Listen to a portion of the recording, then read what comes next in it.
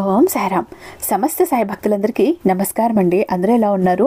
అందరూ కూడా బాబా గారి దయ వలన ఎప్పుడు ఆనందంగా ఆరోగ్యంగా ఉండాలని, మీరు కోరిన కోరికలన్నింటినీ కూడా బాబా గారు తీర్చేయాలని మీ తరపు నేను కూడా బాబా గారిని మనస్ఫూర్తిగా కోరుకుంటూ, ముందుగా బాబా గారి పాద పద్మాలకి ఒకసారి నమస్కరించుకుని వేడులకైతే వెళ్ళిపోదాం. ఇక ఈరోజు బాబా గారు సాయి మాటగా నా నోట ఏం పలికించబోతున్నారు అంటే, బిడ్డ ఎక్కువ సమయం లేదంట, అమావాస్య గడియలు ముగిసే లోపు రహస్యమేంటో తెలుసుకోవాలట.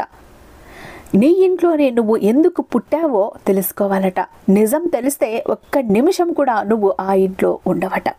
అంత మర్మం ఏంటి? నీ పుట్టుకకి సంబంధించిన ఆ రహస్యం ఏంటి? నువ్వు ఆ ఇంట్లోనే ఎందుకు పుట్టావు? నీ తల్లిదండ్రుల కడుపులోనే ఎందుకు పుట్టావు? నీకు ఈ జన్మ ఎందుకు లభించింది? నువ్వు ఏం చెయ్యాల్సి ఉంది? ప్రతి ఒక్కటి కూడా విన్నా ఉంటే నీ గుండె జల్లుమంటుంది.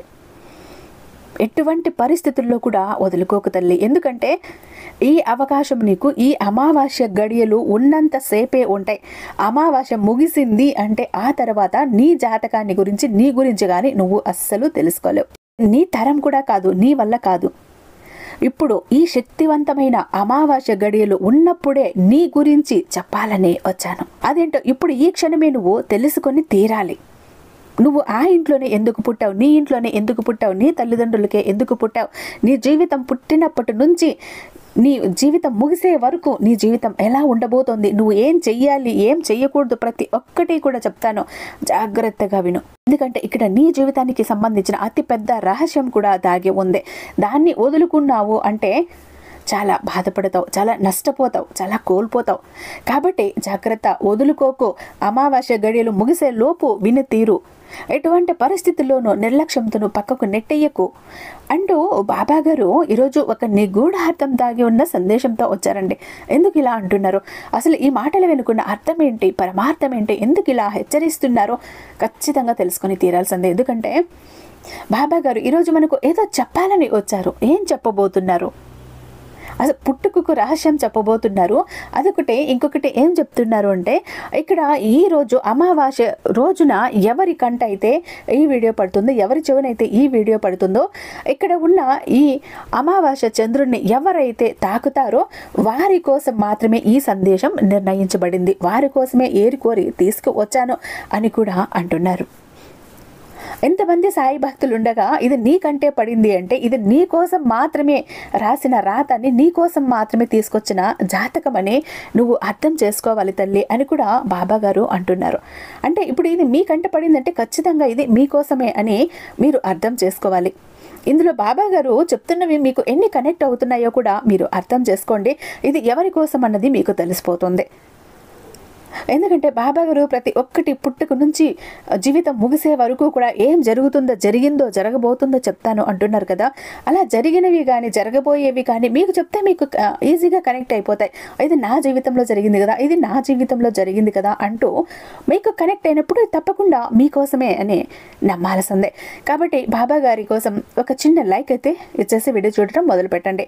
వీడియోని ఎక్కడ స్కిప్ చేయకుండా, మిస్ చేయకుండా చివరి వరకు చూసే ప్రయత్నం అయితే చూడండి. ఇక వీడియో నచ్చినట్టయితే మీ ఫ్రెండ్స్కి, ఫ్యామిలీ మెంబర్స్కి, మన సాయి భక్తులందరికీ కూడా షేర్ చేయండి.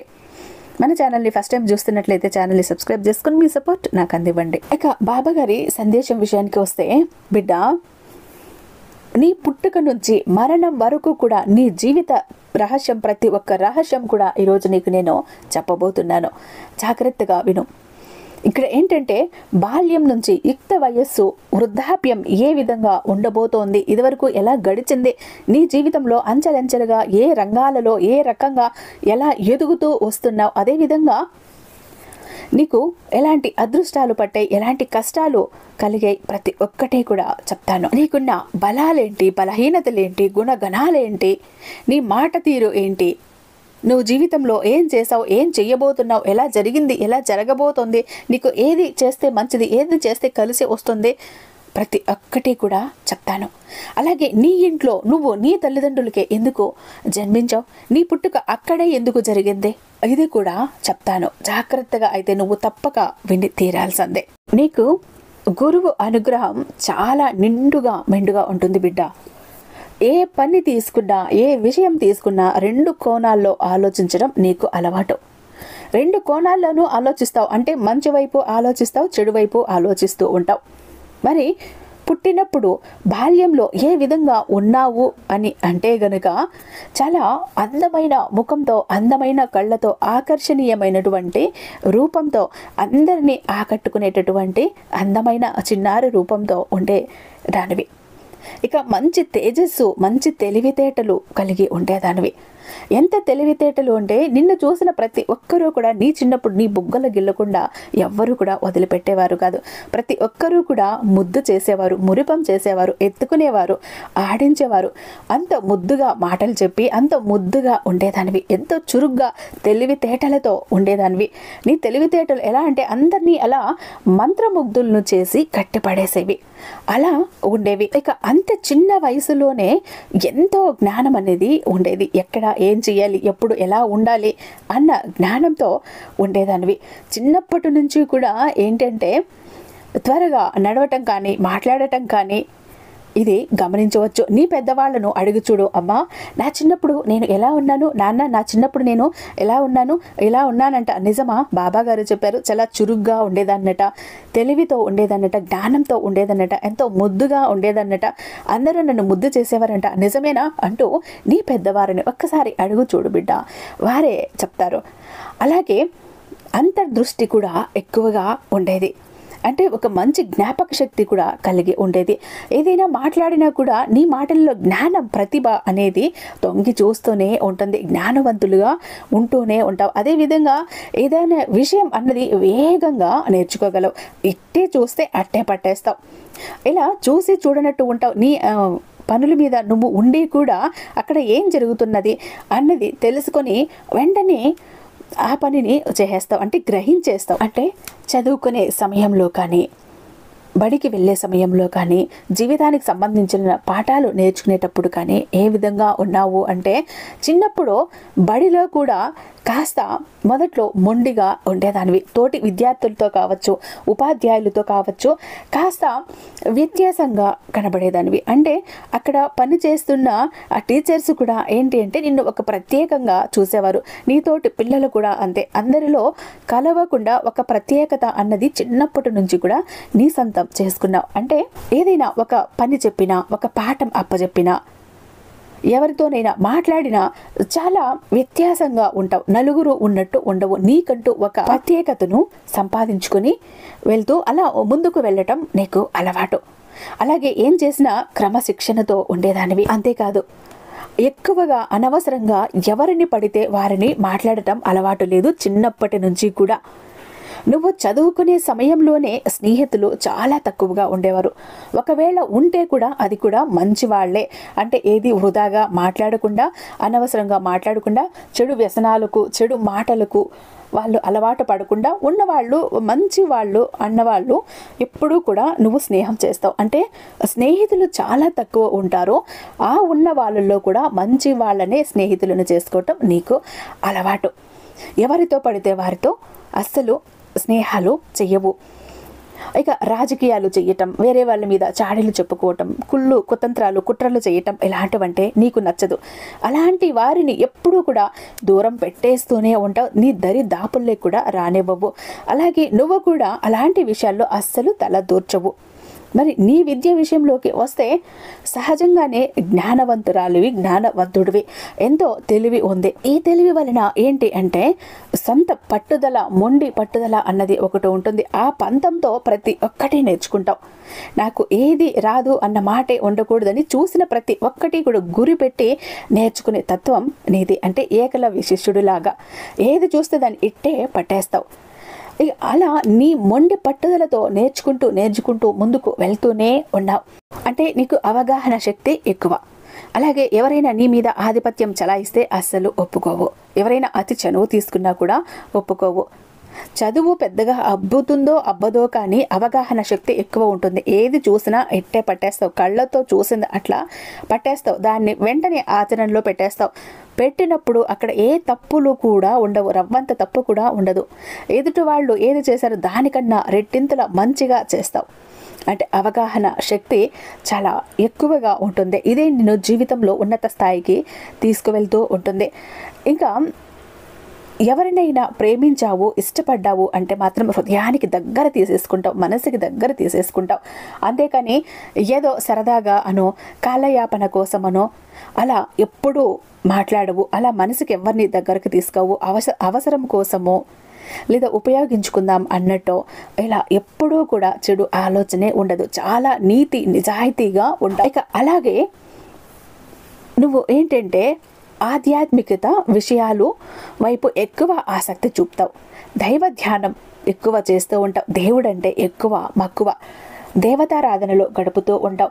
ఎక్కడ గుడి ఉన్నా కూడా వెంటనే వెళ్ళి గుడిలోకి వెళ్ళి దేవుడికి భగవంతుడికి నమస్కారం చేసుకుని వచ్చేస్తావు. నాదేముంది అంత భగవంతుడి అనుగ్రహం అని ఎప్పుడూ కూడా అంటూ ఉంటావు. అంటే ప్రతిదీ కూడా భగవంతుడు ఈ దారిలో నన్ను నడిపిస్తున్నాడు, నేను నడుస్తున్నాను అన్నటువంటి ఆలోచనలు నీకు ఉంటాయి. అయితే తెలివితేటలు చాలా అధికంగా ఉంటాయి. ఇతరులకు విషయాలను అర్థమయ్యే విధంగా చెప్పటంలో ఎప్పుడూ కూడా ముందుంటావు. జ్ఞానం పొందటంలో కానీ, జ్ఞానం నేర్చుకోవటంలో కానీ, లేదంటే ఉన్న జ్ఞానాన్ని ఇతరులకు పంచటంలో కానీ ఎప్పుడూ వెనకాడవు. ఎదుటివారికి కూడా అవకాశం ఉన్నప్పుడు జ్ఞానాన్ని పంచుతూనే ఉంటావు. దానికోసం ఎప్పుడూ ప్రయత్నం చేస్తూనే ఉంటావు. నేర్చుకోవటానికి అలాగే ఎదుటివారికి పంచటానికి కూడా ఎక్కువ ఇష్టపడుతూ ఉంటావు. అంటే నాకు ఈ విద్య వచ్చు, లేదా నాకు ఈ జ్ఞానం ఉంది, నాకు ఈ విషయాలు తెలుసు, కానీ ఇవన్నీ నేనే దాచేసుకోవాలి, ఎవరికి చెప్పను అన్న స్వార్థం నీ దగ్గర ఉండదు. నీకు తెలిసిన జ్ఞానాన్ని 10 మందికి చెప్పటానికి ఎప్పుడూ ఇష్టపడతావు. అది ఏ విషయమైనా నలుగురికి ఉపయోగపడేలాగా చెప్పాలన్నదే నీ తపన. ఏది నీ దగ్గర దాచుకోవాలని ఎప్పుడూ అనుకోవు. నీ దగ్గర ఉన్నది 10 మందికి ఉపయోగపడాలనే తపన, ఆరాటం నీలో ఎప్పుడూ కూడా ఉంటూ ఉంటాయి.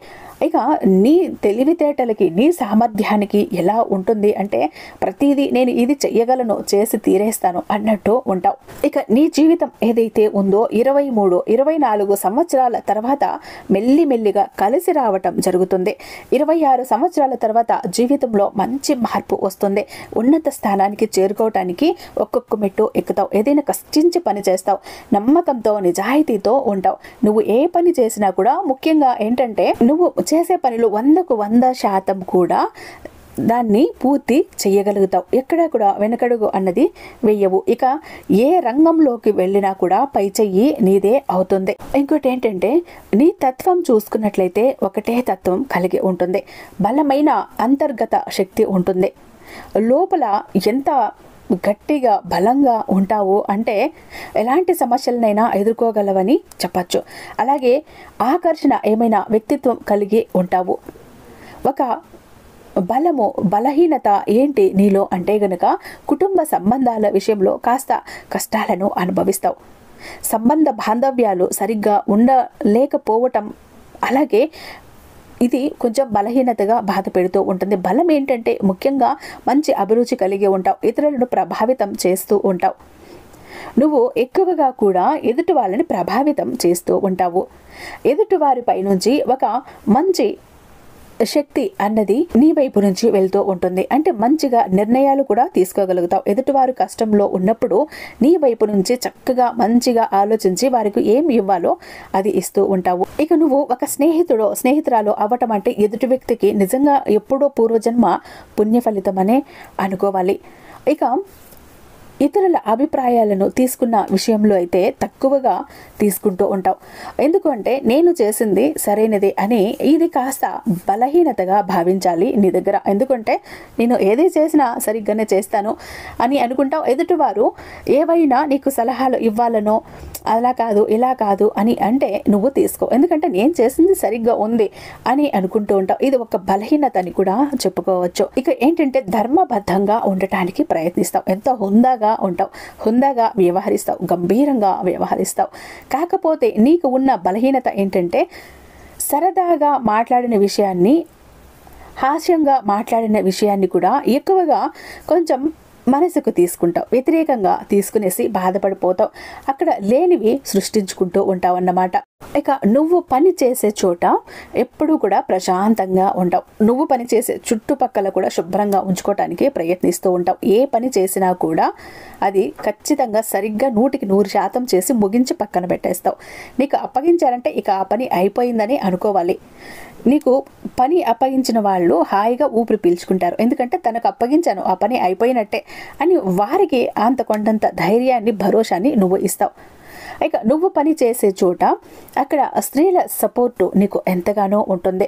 వారు స్నేహితురాళ్ళు అవ్వచ్చు, ఎవరైనా అవ్వచ్చు, నీతోటి ఉద్యోగినులు అవ్వచ్చు, వారి సహకారం నీకు ఎంతగానో అందుతుంది. అలాగే వృద్ధాప్యంలో ఎలా ఉంటావు అని అంటే గనుక ముఖ్యంగా ఏంటంటే ఆధ్యాత్మికత పెంచుకుంటూ పోతావు. ఇతరులతో పోల్చుకోవు. నీ పంతంతో నువ్వు ముందుకు వెళ్ళిపోతూ ఉంటావు. అదేవిధంగా నీ లక్ష్యాలు, నీ కుటుంబం, ఆధ్యాత్మికం మీదనే దృష్టి పెడుతూ ఉంటావు. అలాగే ఒక వయసు వచ్చాక నీలో ఆలోచనలు మొదలవుతాయి. నేను ఏ కారణం మీద ఈ భూమి మీదకు వచ్చాను, ఎక్కడ జన్మించాను, నా తల్లిదండ్రులకి ఎందుకు జన్మించాను, నేను ఎందుకు ఇలా బ్రతుకుతూ ఉన్నాను, అసలు నేను ఏం చెయ్యాలి, నా జీవితం ఎందుకు సృష్టించబడింది, ఇలా ఎప్పుడూ కూడా ఆలోచిస్తూనే ఉంటావు. అంటే ఎప్పుడూ ఖాళీగా ఉండకుండా ఎప్పుడూ ఏదో ఒక పని చేస్తూ నీ ఆలోచనలు ఏవైతే ఉన్నాయో వాటికి పదును పెడుతూనే ఉంటావు. అంటే నా కర్తవ్యం ఏంటి, నేను చేయాల్సింది ఏంటి అని ఆలోచిస్తూనే ఉంటావు. వయసు పెరిగినా సరే ఎక్కువ దైవ ధ్యానము వైపు, ఆధ్యాత్మికత వైపు మనసు మల్లుతూ ఉంటుంది. ఇక అలాగే నేను ఎందుకు ఇక్కడ జన్మించాను అని ఆలోచన ముఖ్యంగా నిన్ను వెంటాడుతూనే ఉంటుంది. దానికి కారణం ఏంటి అంటే బిడ్డ, గురువు నీకు ఎప్పుడూ కూడా అనుకూలంగానే ఉంటాడు. గురువు మార్గదర్శకత్వంలో నడిచేటప్పుడు జీవితానికి ఒక సార్థకత ఉంటుంది. ఈ జీవితం, ఈ జన్మ అయితే నీకు వృధాగా రాలేదు. నువ్వు అనవసరమైన వాటికి ఖర్చు పెట్టడమో, లేకపోతే అనవసరమైన విషయాల గురించి ఆలోచించటమో, వేరే వారి గురించి చెడుగా ఆలోచిస్తూ, చెడుగా మాట్లాడుతూ, చెడు కోరుతూ బ్రతికేయటమో అందుకు కాదు బిడ్డ. నీ జీవితం, నీ జన్మ అన్నది ఉన్నది, దానికి ఒక అర్థం ఉంది, ఒక పరమార్థం ఉంది. నీ వల్ల నలుగురికి ఉపయోగపడాలి, నలుగురు నీ వలన బాగుపడాలి. ఎందుకంటే నీకున్న జ్ఞానం నలుగురికి పంచాలని ఎప్పుడు తపన పడుతూ ఉండే నువ్వు ఆ జ్ఞానాన్ని ఇంకా ఇప్పుడు అధికంగా 100% కూడా ఇతరులకు పంచే సమయం వచ్చేసింది. ఎందుకంటే నీ జన్మ అనేది ఇతరులకి మార్గదర్శకత్వంగా ఇవ్వటం కోసమే నీ జన్మ అన్నది ఉంది. నువ్వు జన్మించావు కూడా. ఇక రెండవది చూస్తే గత జన్మలో బాగా సాధన చేసి ఉండి ఉంటావు. ఆ సాధన ఆ జన్మలో నీకు విస్తరించటానికి, అంటే నలుగురికి పంచటానికి అవ్వలేదు. అది ఇప్పుడు నీ దగ్గర ఉన్న ఆ సాధన, ఆ తెలివితేటలు ఏవైతే ఉన్నాయో ఈ జన్మలో అందరికీ పంచటానికి ఇప్పుడు పుట్టావు. అది నువ్వు అర్థం చేసుకోవాలి. అది ఇప్పుడు నీకు నేరుగా తెలియకపోయినా ఏదైనా ఒక సమస్య వచ్చినప్పుడు ఎవరైనా నిన్ను సలహాలు అడుగుతుంటే గనుక వాటి జ్ఞానాల రూపంలో అది నీకు అందిస్తూ ఉంటుంది. అంటే నీవు 3వ నేత్రం అన్నది ఏదైతే ఉంటుందో అది అప్పుడు పనిచేస్తుంది, నీ జ్ఞానశక్తి పనిచేస్తుంది. ఇది నువ్వు పూర్వజన్మలో సంపాదించిన తెలివితేటలు, సాధన చేసిన సాధన. అది నువ్వు మామూలుగా ఉన్నప్పుడు అది నీకు గుర్తు రాకపోయినా ఎవరైనా అవసరం కోసం, ఒక కష్టంలో ఉన్నప్పుడు, ఏదైనా సలహా కావాలి అని వచ్చినప్పుడు, ఒక బాధలో వచ్చినప్పుడు నిన్ను ఆశ్రయిస్తే నువ్వు తెలివిగా వారికి దారి చూపిస్తావు చూడు, తెలివిగా జ్ఞానాన్ని పంచుతావు చూడు, అప్పుడు పూర్వజన్మ ఆ జ్ఞానం ఇప్పుడు బయటకు వస్తుంది. ఇలాంటి సమయంలో బయటకు వస్తుంది. అప్పుడు పంచలేకపోయావు, ఇప్పుడు పంచుతున్నావు. నీ జన్మ అందుకే ఉంది.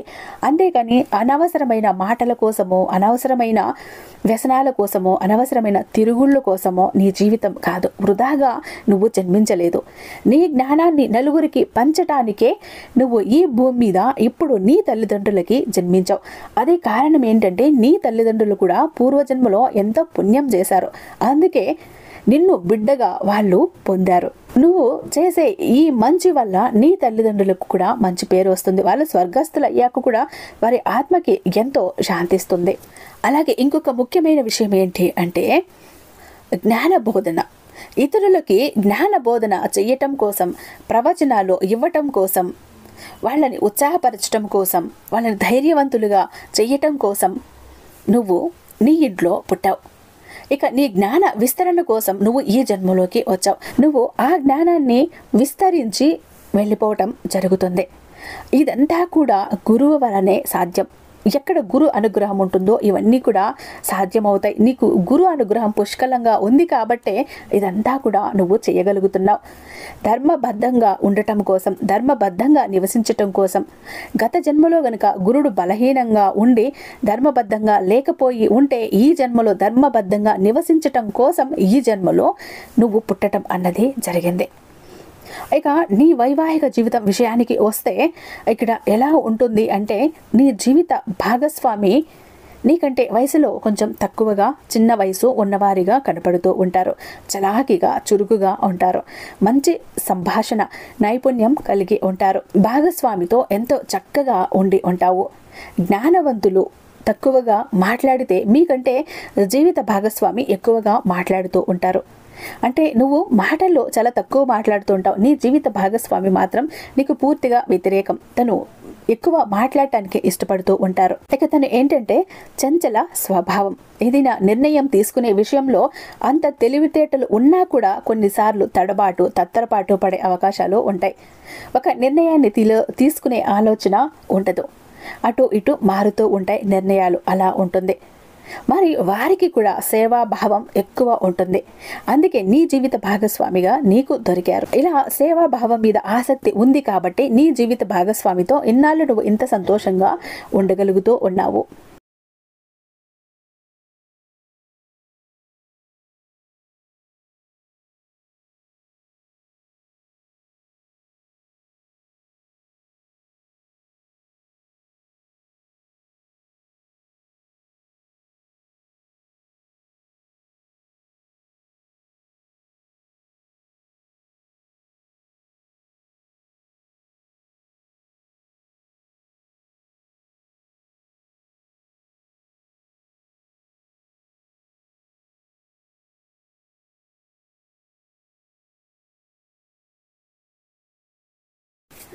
అయితే ఇక్కడ ఏదైనా విషయాన్ని తీసుకున్నావు అంటే దాని మూలాలు వెతుకుతావు, లోతుల్లోకి వెతుకుతావు, సునిశ్చితంగా దాన్ని పరీక్షిస్తావు.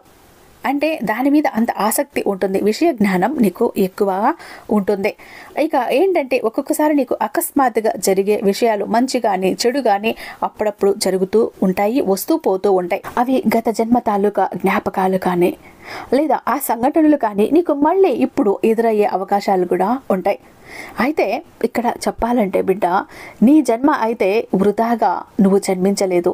నీ పుట్టుక వృధా కాదు, అనవసరం కాదు, పనికి మాలిన పనుల కోసం కాదు, సమయాన్ని వృధా చేయటం కోసం కాదు. నువ్వు ఏదో సాధించాలి, నువ్వు ఏదో చెయ్యాలి అని నువ్వు ఈ జన్మలో జన్మనెత్తావు. మరి అదేంటి అంటే నీకు తెలిసిన మంచి చెడులని, నీ జ్ఞానాన్ని నలుగురికి పంచటం, నలుగురికి మంచి చెప్పటం, నలుగురిని మంచి దారిలో నడిపించటం. ఎందుకంటే భగవన్నామ స్మరణ చేసుకోవటం, దైవ ధ్యానంలో ఉండిపోవటం. నీ జన్మని నువ్వు గనక ఎలా ఉపయోగించుకున్నావు అంటే మంచి పనుల కోసం, మంచి వాటి కోసం, మంచి జ్ఞానాన్ని పంచటం కోసం, మంచి పనుల కోసం, మంచి కార్యాల కోసం నువ్వు గనక నీ జన్మని ఉపయోగించుకున్నావంటే నీ జన్మ సార్థకత అయిపోతుంది. నీ పుట్టుకకి ఒక సార్థకత ఉంటుంది. ఇప్పుడు అర్థమైందా బిడ్డ, నువ్వు నీ ఇంట్లోనే ఎందుకు పుట్టావో? ఇంకొక మాట చెప్పాను, నిజం తెలుసుకుంటే నువ్వు ఆ ఇంట్లో ఒక్క క్షణం కూడా ఉండవు అని. ఎందుకంటే ఇన్నాళ్ళు కూడా ఒక ఊగిసలాటలో ఉండిపోయావు. నా జీవితం ఏంటి ఇలా ఉంది, నేనేం చెయ్యాలి, ఎక్కడికి వెళ్ళాలి, నా చివరి దశలో నాకు కొంచెం ఒక వయసు రాగానే నేను ఏదో చెయ్యాలి అంటూ ఒక సందిగ్ధంలో ఊగిసలాడుతూ ఉండిపోయావు. నీకు దారి తోచటం లేదు, ఒక అయోమయంలో ఉండిపోయావు. ఎటు పోవాలో ఏం చెయ్యాలో తేల్చుకోలేని స్థితిలో. నీ జన్మ అన్నది ఉన్నది నలుగురికి జ్ఞానం పంచటానికే. నీ జన్మ ఏదైతే ఉందో అది నలుగురికి ఉపయోగపడటానికే. ఇప్పుడు నీ మనసు ఏదైతే ఉందో, నీ ఆలోచనలు ఏవైతే ఉన్నాయో అవి దైవం వైపు మనసు మళ్లించాలి, ఆధ్యాత్మికత వైపు మనసు మళ్లించాలి. ఇవన్నీ గనక నీకు నిజాలు తెలిస్తే, నా పుట్టుక రహస్యం ఇది కదా, అంటే నా బాబా నన్ను ఇందుకని పుట్టించాడు కదా, నా జీవితానికి అర్థం ఇది అని బాబా చెప్పాడు కదా, అలాంటప్పుడు నేను ఇక్కడ ఎందుకు ఉండాలి, నా జ్ఞానాన్ని నా ఇంట్లోనే నేను ఎందుకు పరిమితం చేసుకోవాలి, నేను వెళ్ళి అందరికీ నా జ్ఞానాన్ని పంచుదాం, జ్ఞాన విస్తరణ చేద్దాం అన్న ఆలోచన వస్తుంది. ఆ ఆలోచనతోనే నువ్వు దైవ ధ్యానం వైపు ఎక్కువ సమయం గడుపుతూ ఉంటావు.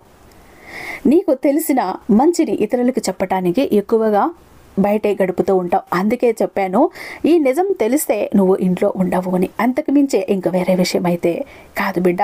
కానీ నీకు ఈ భగవంతుడు ఇచ్చిన ఈ జన్మని అనవసరంగా వృధా చేసుకోకు, దాన్ని ఉపయోగించుకో అంటూ బాబాగారు ఈరోజు ఒక అద్భుతమైన సందేశంతో మన ముందుకు వచ్చారండి. ఐ హోప్ ఈ వీడియో మీకు నచ్చే ఉందని భావిస్తున్నాను.